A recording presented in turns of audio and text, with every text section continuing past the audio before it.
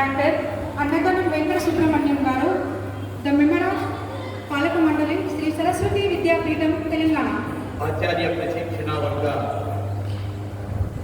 సార్వజనికోత్సవ సభకు అధ్యక్షత వహించిన శ్రీ సరస్వతి విద్యాపీఠం ప్రాంత అధ్యక్షులు ప్రొఫెసర్ తిరుపతిరావు గారికి, ముఖ్య అతిథిగా విచ్చేసిన శ్రీ జ్వాలా నరసింహారావు గారికి, ప్రత్యేక అతిథిగా విచ్చేసినటువంటి శ్రీ శేషప్రసాద్ గారికి, విద్యాపీఠం ప్రాంత కార్యదర్శి శ్రీమతి అనకాలక్ష్మి గారికి, ఇతర పెద్దలకు, సరస్వతి విద్యాపీఠం శ్రేయోభిలాషులు అందరికీ హృదయపూర్వక నమస్సులు. అర్ధ మండలం పాటు, మండలం అంటే 40 రోజులు, అర్ధ మండలం పాటు సాధనా మార్గంలో ఉండి చక్కగా సాధన చేసి మంచి ప్రదర్శన చేసినటువంటి ఉపాధ్యాయ బృందానికి అభినందనలు తెలియజేస్తున్నాను.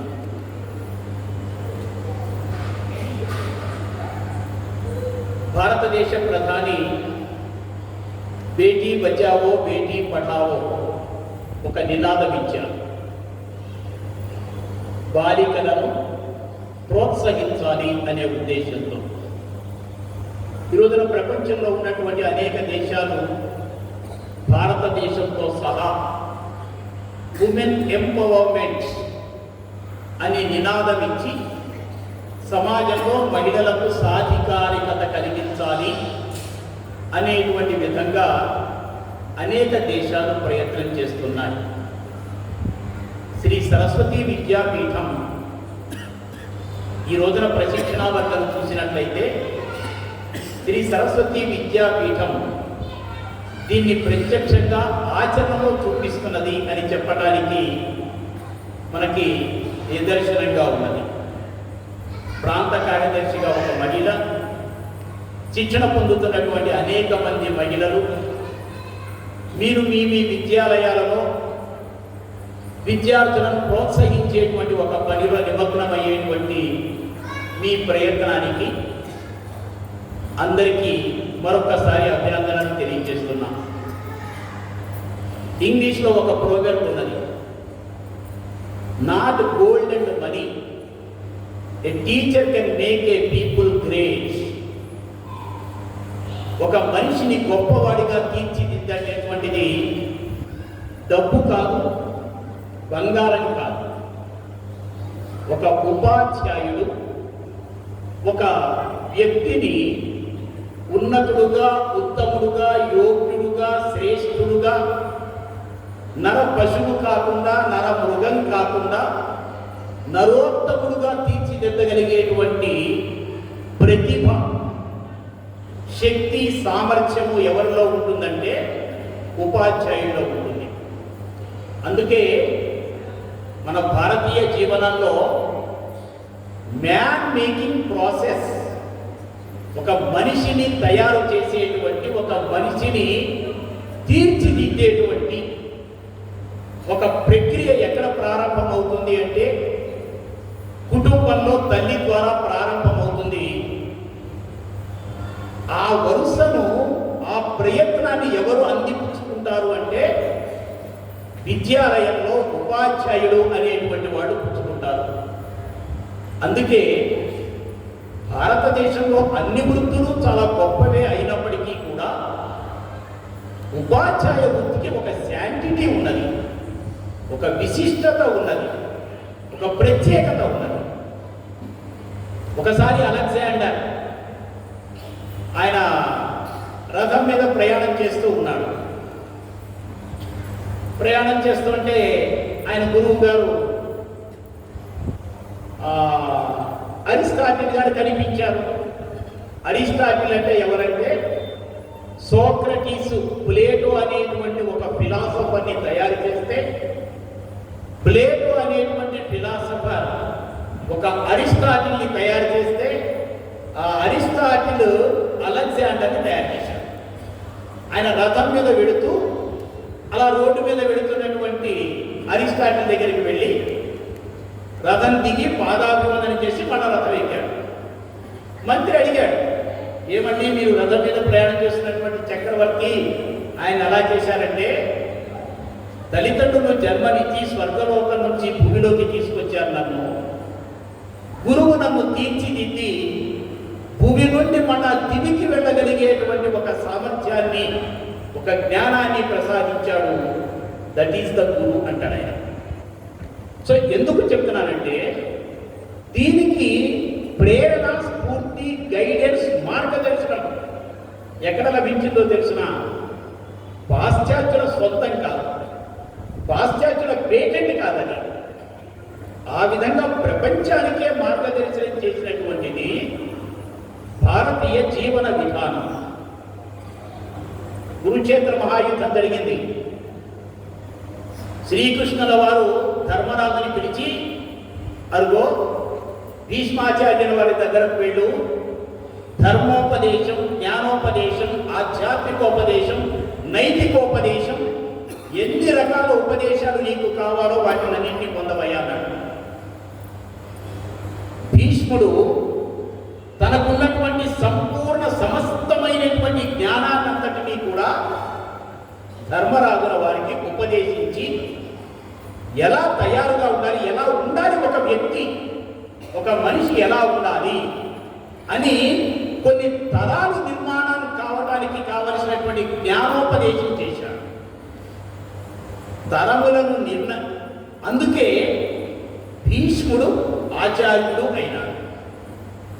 ఆయన పేరుతో మహాభారతంలో 18 పర్వాల్లో భీష్మ పర్వము అని ఒక పర్వమే ప్రారంభమైంది. ఆచార్యకత్వం అంటే ఆ విధంగా ఉంటుంది. మీరందరూ శ్రీ సరస్వతి విద్యాపీఠం ఇచ్చినటువంటి శిక్షణలో అలాంటి ఆచార్యులుగా తీర్చిదిద్దబడినటువంటి వ్యక్తులు. మీరందరూ తరాలను తయారు చేయాలి. ఏ ఒక్క తరము సరిగ్గా నిర్మాణం కాకపోయినప్పటికీ కూడా ఆ జాతికి, దేశానికి మనుగడే అనేటువంటిది ఉండదు. అంతటి బృహత్తరమైనటువంటి బాధ్యత మీ భుజస్కంధాల మీద ఉన్నది. ఇవి తయారు చేయడంలో ఏ విధంగా తయారు చేయాలి అంటే, ఒక్కొక్క తరాన్ని తయారు చేయడంలో గురువు యొక్క ప్రాధాన్యత ఎలా ఉంటుంది ఒక చిన్న ఉదాహరణ చెప్తాను, సంక్షిప్తంగానే చెప్తాను. విశ్వామిత్రుడు దశరథ మహారాజు దగ్గరికి వెళ్ళాడు. యాగ సంరక్షణ కోసం శ్రీరాముని పంపించమన్నాడు. మనందరం అనుకుంటాము రామాయణంలో ఉన్న ఒక అంతరార్థం, ఒక గూఢార్థం ఏమిటంటే, ఎందుకు శ్రీరాముని ఎంపిక చేసుకున్నాడు అంటే, శ్రీరాముని యొక్క ఫ్యామిలీ బ్యాక్గ్రౌండ్, కౌటుంబిక సాంస్కృతికమైనటువంటి సంస్కారవంతమైనటువంటి నేపథ్యం తెలుసు. రెండవది, శ్రీరాముడు ఏ గురుకులంలో చదువుకున్నాడు అనేది విశ్వామిత్రుడు ఆలోచన చేసి పెట్టాడు. ఏ గురువు దగ్గర చదువుకున్నాడు? శ్రీరాముడిని తీర్చిదిద్దినటువంటి వాడు వశిష్ఠ మహర్షి. ఒక వశిష్ఠ మహర్షి చేతిలో తయారైనటువంటి వ్యక్తి ఎంతటి వాడవుతాడు? వశిష్ఠుని యొక్క గురుకులంలో చదువుకున్నటువంటి వ్యక్తి ఎలా తయారై బయటికి సమాజంలోకి వస్తాడు? అందుకోసం అది తెలిసినటువంటి, ఆ రహస్యం తెలిసినటువంటి విశ్వామిత్రుడు రాముణ్ణి ఎంపిక చేసుకున్నాడు. ఈ రోజున భారతీయ సమాజంలో విద్యాభారతి అలాంటి భూమికను పోషిస్తున్నది. ఏ వశిష్ఠుల వారి యొక్క జ్ఞాన విద్యా శిక్షణతో, బోధనతో వ్యక్తులు తయారవుతున్నారో అలాంటి భూమికలు విద్యాభారతి, విద్యాలయాలు, విద్యాభారతి ఇచ్చేటువంటి శిక్షణా కేంద్రాలలో శిక్షణ పొందుతున్నటువంటి ఆచార్యులు ఆ విధంగా తయారవుతున్నారు. తెలంగాణ ప్రాంతంలో శ్రీ సరస్వతి విద్యాపీఠం ఇస్తున్నటువంటి శిక్షణ ఆధారంగా విద్యాలయాలు ఒక వశిష్ఠుని యొక్క గురుకులాలలాగా నిర్మాణం కావాలి. ఆ విద్యాలయాలలో తయారయ్యేటువంటి విద్యార్థులు విద్యార్థులందరూ కూడా శ్రీరాముని వంటి ఉత్తమ గుణములు కలిగినటువంటి వ్యక్తులుగా తయారు కావాలి. అలాంటి బాధ్యతను మన భుజస్కంధముల మీద తీసుకుంటున్నాం. డోంట్ ఫర్గెట్, మర్చిపోకండి. ఈ వృత్తికి సంబంధించినటువంటి పవిత్రత ఆ విధంగా ఉంటుంది. ఇది సాధ్యమవుతుందా? ఇది ఎలాంటిది ఇది అంటే మన అందరము కూడా ఆ విధమైనటువంటి డిటర్మినేషన్ ఉంటే ఒక విద్యాలయానికి మనం యూస్ఫుల్గా ఉంటాం. ఆ విద్యాలయము మన సేవలను, మన సమయాన్ని, మన మేధో సంపత్తిని ఆ విధంగా ఫుల్గా యూజ్ చేసుకుంటూ ఉంటుంది. ఈ we are useful, they will utilize it fully use, పూర్తిగా ఉపయోగించుకుంటారు. ఆ విధంగా కాకుండా అంటి అంతనట్టుగా ముట్టి ముట్టనట్టుగా మన జీతము, మన బెల్లు, మన గంట దాని వరకే మనం పరిమితమయ్యి లెస్ యూజ్గా ఉన్నామనుకోండి, we will become useless. So ఒక విద్యాలయానికి ఆచార్యుడు యూస్ఫుల్గా ఉండాలా, ఫుల్లీ యూజ్గా ఉండాలా, లెస్ యూజ్గా ఉండాలా, యూజ్లెస్గా ఉండాలా, మనం ఆలోచన చేయాలి. అర్ధమండలం పాటు తీసుకున్నటువంటి శిక్షణ, ఇట్ షోస్ యువర్ కమిట్మెంట్. ఇంట్లో ఉన్నటువంటి పనులను వీటినన్నిటినీ కూడా పక్కన పెట్టొచ్చారు. ఎస్, ఆ డెడికేషన్ కావాలి. అలాంటి వ్యక్తిత్వము అనేటువంటిది మనం పెంపొందించుకున్నప్పుడు ఉత్తములైనటువంటి విద్యార్థులు తయారవుతారు. విశ్వామిత్రుడి చేతిలో తన వెంట తీసుకువెళ్ళి తన జ్ఞానాన్నంతటినీ కూడా ఆయన దారపోశాడు కాబట్టి శ్రీరాముడు తయారయ్యాడు. ఒక సమర్థ రామదాసు చేతిలో ఒక ఛత్రపతి శివాజీ తయారయ్యాడు. ఒక చాణక్యుడి చేతిలో ఒక చంద్రగుప్తుడు తయారైనాడు. ఈ రోజున విద్యాభారతి, సరస్వతి విద్యాపీఠం ఇచ్చేటువంటి శిక్షణా కేంద్రాల మాధ్యమంగా అలాంటి ఆచార్య బృందం ఈ సమాజంలో తయారైనప్పుడు భారతదేశం యొక్క అభివృద్ధికి కానీ, దేశంలో ఒక శ్రేష్టమైనటువంటి విద్యా విధానం కొనసాగడానికి కానీ ఏ విధమైనటువంటి ఇబ్బంది ఉండదు. సాధారణంగా విద్యాలయాలలో మమేకం చెందడం అనేటువంటిది ఆచార్యునికి ఉండవలసినటువంటి ఒక లక్షణం. ఉపాధ్యాయ వృత్తి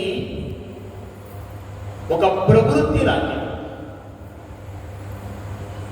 అంటే ఆ ప్రొఫెషన్ని లైక్ చేయాలి, లవ్ చేయాలి, ఇష్టపడాలి, ప్రేమించాలి. కేవలం వాట్సాప్లో వస్తున్నటువంటి వాటిని లైక్ లవ్ కాదు. మన ప్రొఫెషన్ని ప్రొఫెషనలిజం చేసుకోవాలి. ఆ వృత్తిని ప్రవృత్తిగా మార్చుకోగలగాలి. దాంతో మమేకం చెందగలగాలి. రామకృష్ణ పరమహంస తన శిష్యులకు అనేక సందర్భాలలో ఒక చిన్న కథ చెప్తూ ఉండేవారు. ఒక ఉప్పు బొమ్మ ఉన్నదిట. ఆ ఉప్పు బొమ్మ ఒకసారి తానే చాలా గొప్పది అనుకున్నదిట. దానికి సముద్రాన్ని చూడాలని కోరిక పుట్టి ఆ ఉప్పుతో చేసినటువంటి బొమ్మ కదిలి వెళ్ళి సముద్రాన్ని చూసిందట. అబ్బో, ఇది ఎంత పెద్దగా ఉన్నదో, దీని ముందు నేను అల్పురాలిని అనుకున్నదట. దూరం నుంచి ఆ సముద్రాన్ని చూసి. దట్ ఈస్ ట్రూ, వాస్తవం. ఇంకా కొంచెం ముందుకు వెళ్ళిన తర్వాత సముద్రం మీద నుంచి ఉప్పు గాలులు వీస్తున్నాయి.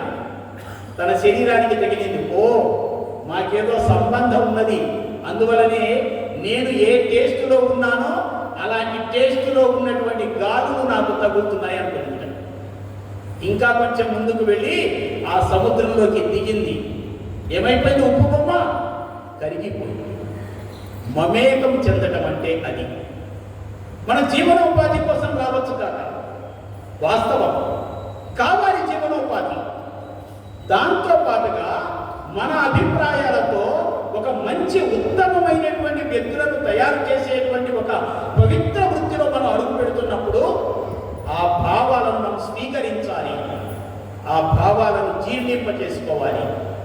తర్వాత ఆ విధమైనటువంటి పవిత్ర మహాయజ్ఞంలో మనందరం కూడా లీనమైపోవాలి. అభ్యరా సమయం అయిపోయిందా?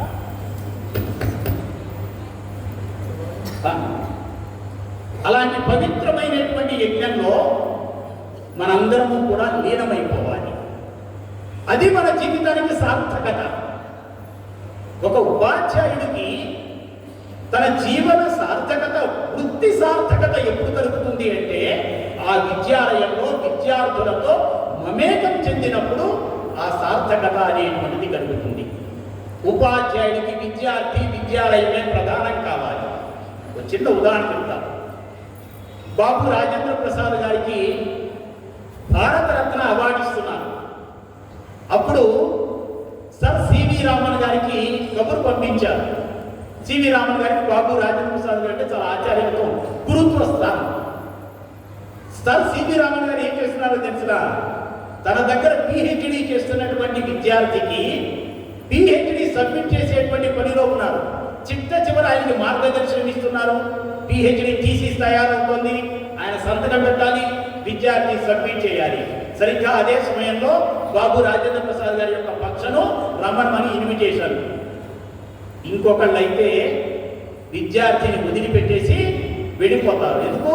They have given the importance. But C V Raman ఆ విధంగా చేయాలి. ఏం చేశాడో తెలిసిన,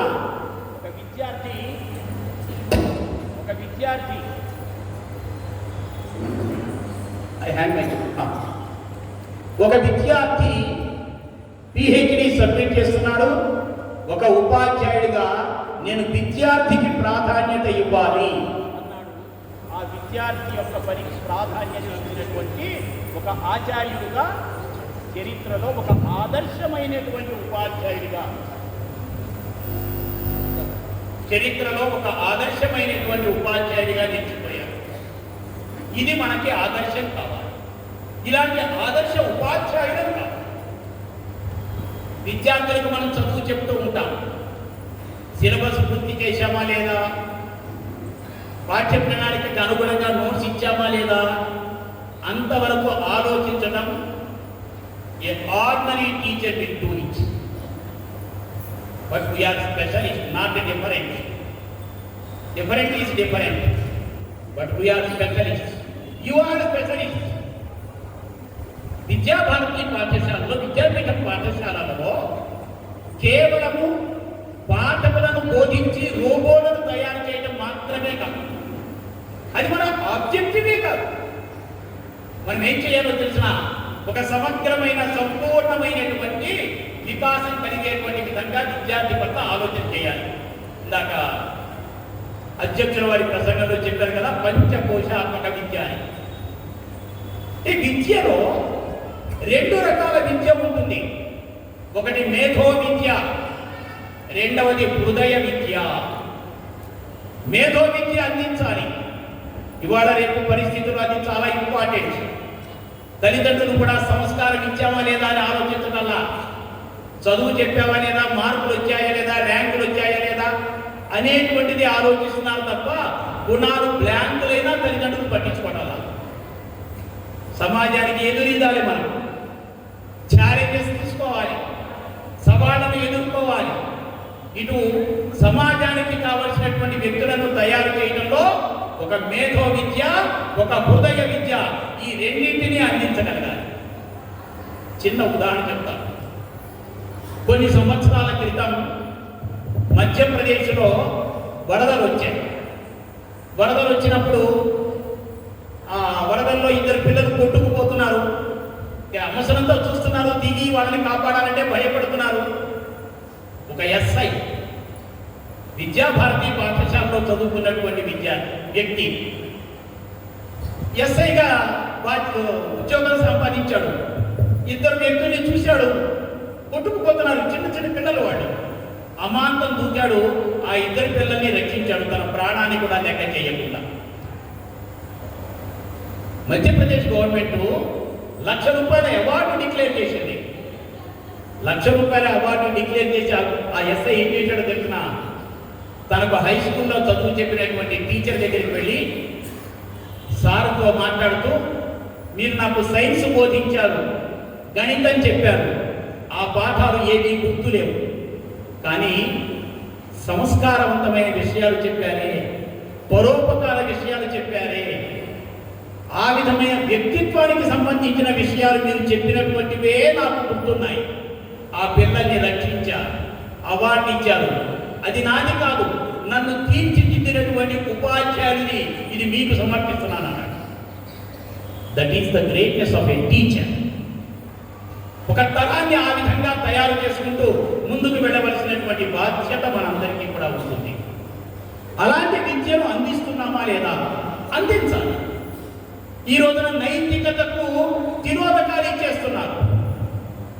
ఎక్కడ కుంభకోణాలు జరిగినా ఎవరు చేశారు అంటే చదువు రాని వాళ్ళని కుంభకోణాల్లో ఇరుక్కుపోవటల్లా, పెద్ద పెద్ద చదువులు చదువుకున్నటువంటి వాళ్ళే స్కాములలో కుంభకోణాలలో ఇరుక్కుపోతున్నారు, దొరికిపోతున్నారు. కారణం ఏమిటి అంటే విద్య ఉన్నది కానీ, చదువుకుంటున్నారు కానీ సంస్కారాన్ని పొందలేకపోతున్నారు, సంస్కారాన్ని అందించగలరా. విద్యాభారతి విద్యాపీఠం పాఠశాలలో చదువుకుంటున్నటువంటి వ్యక్తులకు నైతికత అనేటువంటిది వాళ్ళకి వెన్నతో పెట్టిన విద్యలాగా తీర్చిదిద్దవలసినటువంటి బాధ్యత శిక్షణ పొందినటువంటి ఆచార్యులుగా మీకు ఉంటుంది. మన విద్యాపీఠం పాఠశాలలకు ఆ బాధ్యత ఉంటుంది. సార్ సివి రామన్ గారు నడిపేటువంటి ఒక ఇన్స్టిట్యూషన్, సైన్స్ ఇన్స్టిట్యూషన్, అది బెంగళూరులో 10 పోస్టులు ఉన్నాయి. 11 మంది ఇంటర్వ్యూకి వెళ్ళారు. 11వ క్యాండిడేట్ డాక్టర్ అబ్దుల్ కలాం గారు రిజెక్టెడ్. చెప్పేశారు, నువ్వు రిజెక్ట్ అయిపోయినావు, నువ్వు సెలెక్ట్ కాలేదు, వెళ్ళిపోవచ్చు అని. మరుసటి రోజు కూడా అబ్దుల్ కలాం గారు ఆ ఇన్స్టిట్యూషన్కి వెళ్ళి ఆఫీస్ ముందు కూర్చున్నారు. సార్ సివి రామన్ గారు చూశారు, నువ్వు రిజెక్ట్ అయినావు కదా, మళ్ళా ఎందుకు వచ్చావు అంటే అప్పుడే నూనూగు మీసాల యువకుడుగా ఉన్నటువంటి అబ్దుల్ కలాం గారు చెప్పారు, టీఏటీఏలు ఇవ్వటంలో మీ ఆఫీసు క్లర్క్ 2.5 రూపాయలు నాకు ఎక్స్ట్రా మనీ పే చేశారు, ఆ 2.5 రూపాయలు రిటర్న్ చేయడం కోసం వచ్చానన్న. శభాష్. సివి రామన్ గారి యొక్క ఆలోచన మారిపోయింది. నిజాయితీకి పెద్ద పీట వేశారు, నిజాయితీని గౌరవించారు. వెంటనే నాకు ఇక్కడ పోస్టు లేకపోయినప్పటికీ కూడా నీ నిజాయితీని అభినందిస్తూ నేను ఉద్యోగంలోకి తీసుకుంటున్నానన్నారు. This is భారతీయత. భారత భూమి యొక్క లక్షణం ఇది. ఈ విలువలన్నింటినీ కూడా మర్చిపోతున్నది సమాజం. ఇలాంటి విలువలను పునః ప్రతిష్టాపన చేయవలసిన బాధ్యత విద్యాపీఠం పాఠశాలలకు ఉన్నది. అలాంటి బాధ్యతను స్వీకరించవలసినటువంటి వాళ్ళు మీరందరూ కూడా. ఐక్యూ ఉంటుంది, ఎమోషనల్ కోషెంట్ ఉంటుంది, దీంతో పాటు స్పిరిచువల్ కోషెంట్ని మిళితం చేస్తూ వ్యక్తులను తీర్చిదిద్దాలి. దానికోసం వృత్తిని ఒక మహాయజ్ఞంగా స్వీకరించండి. వృత్తిని ఒక పవిత్రమైనటువంటి దీక్షగా స్వీకరించి మన పాఠశాలను కేంద్రంగా చేసుకుని ఒక యోగ్యమైనటువంటి సమాజాన్ని, ఒక యోగ్యమైనటువంటి తరాన్ని నిర్మాణం చేసేటువంటి ఒక పవిత్ర కార్యాన్ని స్వీకరించండి. డెడికేషన్, డిసిప్లిన్, డిటర్మినేషన్, డివోషన్, ఈ 4 డీలు మన జీవితానికి ఊపిరి కావాలి. అప్పుడు మనం మన జీవితంలో రాణించగలుగుతాం. మనం వృత్తిగా స్వీకరించినటువంటి దాన్ని ప్రవృత్తిగా మార్చుకుని ఒక ఉత్తమమైన శ్రేష్టమైన పాఠశాలలో యోగ్యమైనటువంటి తరాన్ని నిర్మాణం చేసి జీవితానికి సార్థకతను పొందగలుగుతాం. ఆ ప్రేరణతో, ఆ స్ఫూర్తితో ఇక్కడ పొందిన శిక్షణను ఆచరించాలి. ఆచరిస్తున్నాము కాబట్టి ఆచార్యులు. అంత మాత్రమే కాదు, ఆచరింప చేసేవాడు ఆచార్య. సీతాదేవి లక్ష్మణుని అడిగింది, రాముడి పాదాలకి నమస్కారం చేస్తున్నావు, నా పాదాలకి నమస్కారం చేస్తున్నావు, ఈ చరణాలలో ఏది నీకు గొప్పగా కనిపిస్తున్నది అని. లక్ష్మణుడు ఏం చెప్పాడో తెలుసునా? ఆ చరణాల గొప్పదనం ఏంటో నాకు తెలియదు, కానీ అన్నగారి ఆచరణ, మీ ఆచరణ నాకు గొప్పదిగా కనిపిస్తున్నది అన్నాడు. అలా మన ఆచరణ సమాజానికి గొప్పగా కనిపించాలి, విద్యార్థులకు గొప్పగా కనిపించాలి, అది స్ఫూర్తిదాయకం కావాలి, మీ జీవితాలు సార్థకం కావాలి.